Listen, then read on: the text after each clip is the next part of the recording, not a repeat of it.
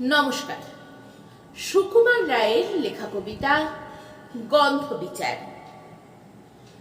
সিংহাসনে বসল রাজা, বাজল কাঁসর ঘণ্টা। ছটফটিয়ে উঠল কেঁপে মন্ত্রী বুড়োর মনটা। বললে রাজা, মন্ত্রী তোমার জামাই কেন গন্ধ? মন্ত্রী বলে, এসেন দিছি, গন্ধ তো নয় মন্দ। রাজা বলেন, মন্দ ভালো দেখুক সুখে বদ্যি। বদ্যি বলে, আমার নাকে বেজায় হলো সর্দি। রাজা হাঁকেন, বোলাও তবে রামনারায়ণ পাত্র। পাত্র বলে, নসেনেছি এক্ষুনি এই মাত্র। নসিনের বন্ধ যে না, গন্ধ কোথায় ঢুকবে?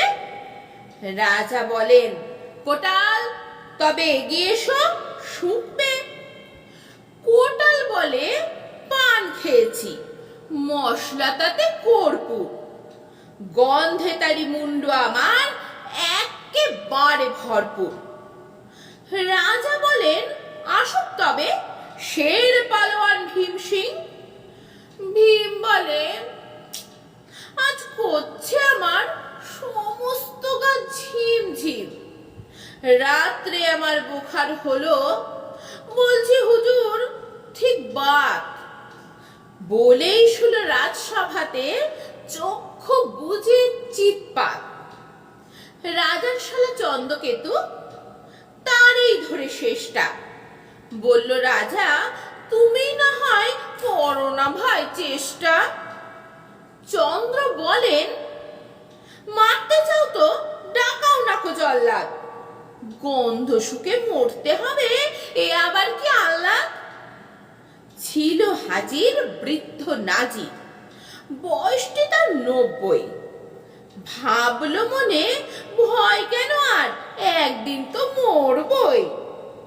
সাহস করে বললে, বুড়ো মিথ্যে সবাই বকছিস।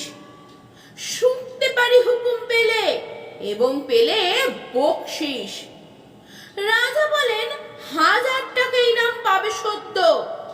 তাই না শুনে উৎসাহিতে উঠল বুড়ো মদ্য। জামার পরে নাক ঠেকিয়ে শুকলো কত গন্ধ। রইল অটল, দেখলো লোকে বিস্ময়ে বাক বন্ধ। রাজ্য হলো জয় জয়কার, বাজলো কাঁসর ডঙ্কা। বাপরে কি তেজ বুড়োর হাড়ে, পায় না সে যে অক্কা। নমস্কার।